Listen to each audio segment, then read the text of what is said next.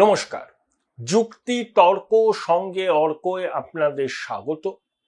আপনাদের সঙ্গে আমি অর্কপ্রভ সরকার। বাংলাদেশের অন্তর্বর্তী সরকারের প্রধান উপদেষ্টা মোহাম্মদ ইউনূস ব্রিটেনে আছেন। ব্রিটেনে পৌঁছানোর পর তাকে বিক্ষোভের মুখোমুখি হতে হয়েছে। আওয়ামী লীগের সমর্থকরা বিক্ষোভ দেখিয়েছেন, পাল্টা আওয়ামী লীগের উদ্দেশ্যেও বিক্ষোভ দেখানো হয়েছে। ইউনূস যে হোটেলে আছে সেই হোটেলে সামনে এসব হয়েছে, আপনারা দেখেছেন, ছবি টবি সব আছে। কিন্তু ইউনূস গেছেন কিংস চার্লস হারমোনি অ্যাওয়ার্ড নিতে, কিন্তু ওই সংস্থাটির ওয়েবসাইটে ইউনূসের নাম নেই পুরস্কার প্রাপক হিসাবে। যদিও অনেক সংস্থার নাম আছে, সেই সংস্থার সাথে ইউনূসের কোনো যোগাযোগ থাকতেই পারে এবং সেজন্য তিনি পুরস্কার পেতে পারেন। পুরস্কার ইউনূস পান, কিভাবে পান ওসব আমরা জানি। আন্তর্জাতিক খ্যাতিসম্পন্ন র্যাকেটিয়ারের অনেক রকম ছক্কা পাঞ্জা আছে এবং ইউনূসের ভক্তবৃন্দ সেটা বলতে শুরু করেছে, দেখো প্রফেসর ইউনূস কি আন্তর্জাতিক সম্মান দিচ্ছে। উনি বাংলাদেশের মানুষকে বোকা ভাবেন, বোকা ভেবে উনি ভাবেন উনি যা বলবেন সেটাই বাংলাদেশের মানুষ বিনা বাক্য বয়ে সেটা মেনে নেবে। কিন্তু ইউনূসের এই সফরের গুরুত্ব অন্যদিকে। প্রথম কথা, তিনি টিউলিপ সিদ্দিকির সঙ্গে দেখা করবেন কিনা। টিউলিপ সিদ্দিকি বলেছেন যে তার বিরুদ্ধে তোলা অভিযোগগুলো ভিত্তিহীন। তিনি প্রধান উপদেষ্টার সঙ্গে দেখা করে তার অবস্থান ব্যাখ্যা করতে চান। ইউনূস প্রকৃত গণতান্ত্রিক হলে টিউলিপ সিদ্দিকিকে সময় দেবেন, দেখা করবেন। টিউলিপ সিদ্দিকি শেখ হাসিনার আত্মীয় হতে পারেন, কিন্তু তিনি ব্রিটেনের নাগরিক। 10 বছর ধরে তিনি ব্রিটেন পার্লামেন্টের সদস্য, সিটি মিনিস্টার ছিলেন। এই বিতর্কের জন্য তাকে মন্ত্রিত্ব থেকে ইস্তফা দিতে হয়, কিন্তু ব্রিটেনে মন্ত্রীদের নৈতিকতা নির্ধারণের যে কমিটি আছে তার প্রধান ল্যারি ম্যাগনাস তদন্ত করে কিন্তু টিউলিপ সিদ্দিকি ক্লিন চিট দিয়েছেন। যদিও তিনি বলেছেন যে শেখ হাসিনার সঙ্গে তার যে পারিবারিক সম্পর্ক আছে সেই ব্যাপারে ইউনূস এই সিদ্দিকিকে সতর্ক থাকতে হবে। প্রশ্ন হচ্ছে, বিএনপির প্রধান তারেক রহমানের সঙ্গে ইউনূসের সাক্ষাৎ হবে, এটা কনফার্ম। ইউনূস একটা ফাঁদ পেতেছেন। প্রশ্ন, সেই ফাঁদে কি তারেক পা দেবেন? দেখুন, ঈদের আগে জাতির উদ্দেশ্যে ভাষণে ইউনূস কি বললেন, যে এপ্রিলের প্রথম সপ্তাহের কোনো একদিন নির্বাচন হবে। প্রথম কথা, এপ্রিলের প্রথম সপ্তাহে কিভাবে নির্বাচন হয়? ফেব্রুয়ারি মাস থেকে পবিত্র রমজান মাস শুরু হবে, বাংলাদেশ মুসলিম রাষ্ট্র। তারপরে ঈদ, রমজান মাসে ধর্মপ্রাণ মুসলমানরা কৃচ্ছ সাধন করে, তো ওই সময় নির্বাচন হলে প্রচার টোচার কিভাবে হবে? তারপরে বাংলাদেশে বিভিন্ন পরীক্ষা থাকে, এপ্রিলে কালবৈশাখী হয়। তাহলে ডিসেম্বরে ইউনূস করতে চাইছেন না কেন? জেদাজেদি। তারেক রহমান বিএনপি কি বলেছে? ডিসেম্বরে নির্বাচন করতে হবে এবং ইউনূস সব সীমা অতিক্রম বলেছেন।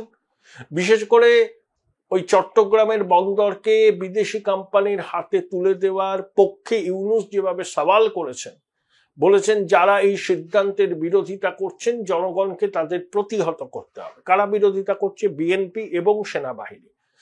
তাহলে দেশকে কি গৃহযুদ্ধের দিকে ঠেলে দিচ্ছেন না ইউনূস? আলবাদ দিচ্ছেন। তিনি তারেক রহমানের সঙ্গে বৈঠক করতে ইচ্ছুক। ইউনূসের দপ্তর থেকে তারেক রহমানকে বৈঠকের ব্যাপারে জানানো হয়েছে যে প্রধান উপদেষ্টা বসতে চান। আবার বিএনপির যে উচ্চপদস্থ কমিটি আছে উচ্চ পর্যায়ে, তারা বলেছে হ্যাঁ ঠিক আছে, বসা যেতে পারে। তাহলে ইউনূস জাতির উদ্দেশ্যে ভাষণে বলে দিলেন যে এপ্রিল মাসের প্রথম সপ্তাহের যে কোনো একদিন নির্বাচন হবে। বিএনপির বক্তব্য ডিসেম্বরের মধ্যে করতে হবে। বিএনপি ইউনূসকে বলছে সব সীমা অতিক্রম করেছেন। তাহলে ইউনূসের যদি তারেক রহমানের সঙ্গে বসার আন্তরিক আগ্রহ থাকতো, তাহলে তিনি জাতির উদ্দেশ্যে ভাষণে বলতে পারতেন যে আমি তারেক রহমানের সঙ্গে বৈঠক করব, তারপরে আপনাদের নির্বাচনের রোডম্যাপ চালাবো। তিনি আগেই রোডম্যাপটা জানিয়ে দিলেন, জানিয়ে দিয়ে বলছেন আমি তারেক রহমানের সঙ্গে বৈঠক করব। এখানেই গোল বেঁধেছে। ইউনূস তো সহজ সরল লোক নয়, অত্যন্ত পেঁচালো এবং ধূর্ত এবং ক্ষমতালোভী এবং করাপ্ট। তারেক রহমান 10 বছর ধরে লন্ডনে আছেন। ওই মঈনুদ্দিন ফখরুদ্দিনের সরকার তাকে গ্রেপ্তার করেছিল, শোনা যায় জেলের মধ্যে তিনি নির্যাতনের মুখে পড়েছিলেন। তারপর মুচলেখা দেন যে বাংলাদেশের রাজনীতিতে তিনি কোনো ভাবেই আর অংশগ্রহণ করবেন না। এই মুচলেখা দেওয়ার পরই তিনি কিন্তু বিদেশে যাওয়ার সুযোগ পান। তারেক রহমানের বিরুদ্ধে অনেক অভিযোগ আছে, অনেক অভিযোগ থেকে তিনি মুক্তিও পেয়েছেন, শোনা যাচ্ছে তিনি ফিরে আসবেন। এখন বিএনপি অনর ডিসেম্বরের নির্বাচনে, ইউনূস বলে দিয়েছে এপ্রিল মাসের প্রথম সপ্তাহে, তাহলে রফা সূত্র কি হতে পারে? আমার ধারণা ইউনূস বলবেন বিএনপিকে যে জামাতে ইসলামী জাতীয় নাগরিক পার্টির সঙ্গে বিএনপি যেন জোট করে, বেশ ভালো সংখ্যক আসন জাতীয় নাগরিক পার্টিকে বিএনপি যাতে দেয় সেটা নিশ্চিত করতে চাইছেন ইউনূস। কারণ জাতীয় নাগরিক পার্টি যদি নির্বাচনে লড়ে, শুধু জামাতে বা ইসলামিক দলগুলোর সঙ্গে জোট করে লড়লেও তাদের ফল শোচনীয় হবে। জাতীয় নাগরিক পার্টি হচ্ছে ইউনূসের পার্টি, কিংস পার্টি। তাদের একটা ভালো রিপ্রেজেন্টেশন যাতে বাংলাদেশের জাতীয় সংসদে থাকে সেটা নিশ্চিত করার জন্য ইউনূস তারেক রহমানকে কিন্তু চাপ দেবেন যে বিএনপি, জামাত এবং জাতীয় নাগরিক পার্টির একটা জোট হোক। 2, জুলাই সনদে যাতে বিএনপি স্বাক্ষর করে। জুলাই সনদে তো বাংলাদেশের নামটাই পরিবর্তনের কথা বলা হয়েছে, গণপ্রজাতন্ত্রী বাংলাদেশ থাকবে না, বলা হয়েছে যে ধর্মনিরপেক্ষতা, সমাজতন্ত্র এইসব শব্দ থাকবে না, গণতন্ত্র থাকবে, জাতীয়তাবাদ থাকবে না, ও থেকে বাংলাদেশি জাতীয়তাবাদ এইসব ইনকর্পোরেট করা হবে। এই জুলাই সনদে যাতে বিএনপি স্বাক্ষর করে সেটাও নিশ্চিত করতে চাইবেন ইউনূস। যদি তারেক রহমান এতে এগ্রি করেন তাহলে ইউনূস হয়তো ডিসেম্বরে নির্বাচনটা দিয়ে দেবেন বা ঘোষণা করবেন। যদি তারেক রহমান অনড় থাকেন, মানে বিএনপি অনড় থাকে তাদের দাবি নিয়ে, তাহলে কিন্তু নতুন করে অচলাবস্থা তৈরি হবে। শোনা যাচ্ছে বিএনপি বলেছে যে ফেব্রুয়ারিতে করলেও হবে, ফেব্রুয়ারিতে নির্বাচন হতেই পারে। ডিসেম্বরে ওরা দাবি করেছে, সবাই দাবি করেছে, সেনাপ্রধানও ডিসেম্বরের কথা বলেছেন, ইউনূস বলছেন এপ্রিলে, বলে দিয়েছেন এপ্রিল মাসের প্রথম সপ্তাহ যে কোনো একটা দিনে।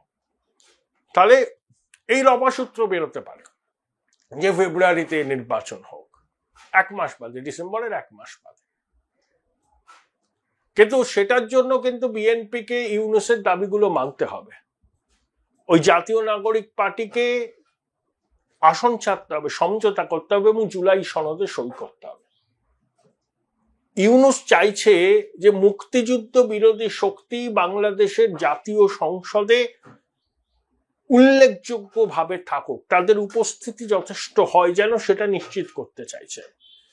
ইউনূসের দল নির্বাচনে যদি জামাতের সঙ্গে জোট বেঁধে প্রতিদ্বন্দ্বিতা করেন শোচনীয় ফল করবে, সেটা ইউনূস জানে, গোয়েন্দা রিপোর্টও তো তার কাছে আসে। সেই জন্য তার দলকে প্রতিষ্ঠা দেওয়ার জন্য এখন বিএনপিকে ব্ল্যাকমেল করতে চাইছে ইউনূস, যে ঠিক আছে নির্বাচন ওই ফেব্রুয়ারি মাসেই হবে,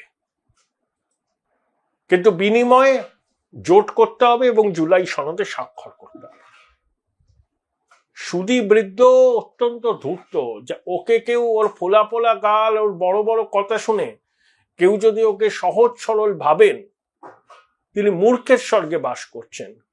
ও এক বিরল প্রজাতির মানুষ যে ক্ষমতায় একবার বসলে পরে আর ছাড়তে চায় না এবং চিরকালও ব্যাকডোর দিয়ে এসছে, গণতান্ত্রিক রীতিনীতিতে বিশ্বাস নেই। ও একটা বিষয়ে ও ফ্রান্সের ফরাসি প্রেসিডেন্ট ইমানুয়েল মাকারকে অনুসরণ করছে। যদি ইমানুয়েল মাকার তার ইউনূসের সঙ্গে সাক্ষাৎ করতে চাননি ওই জলের গানে রাহুল আনন্দের বিতর্কে নিয়ে, কিন্তু তিনি মরিন লপাকে নির্বাচনে প্রতিদ্বন্দ্বিতা যাতে তিনি না করতে পারেন তা নিশ্চিত করেছেন।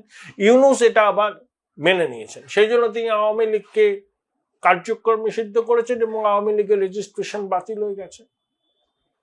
জামাত তার পুরনো দাঁড়িপাল্লা প্রতীকে হয়তো পাবে। অর্থাৎ মুক্তিযুদ্ধের আদর্শের মানুষ বাংলাদেশের সংসদে যাতে থাকতে না পারে, বা থাকলেও তাদের উপস্থিতি খুব নগণ্য হয়, সেটা ইউনূস নিশ্চিত করছে। যখন বিএনপি তো বলে তারা মুক্তিযুদ্ধের পক্ষে, জিয়াউর রহমান তো স্বাধীনতার ঘোষক, তাহলে তারেক জিয়া ইউনূসের এই দাবি কতটা মানবেন বা আদৌ মানবেন কিনা, সেটার উপরে নির্ভর করছে বাংলাদেশের আগামী দিনের রাজনৈতিক পরিস্থিতি। Join Indian Institute of Hotel Management now. Right choice, right decision.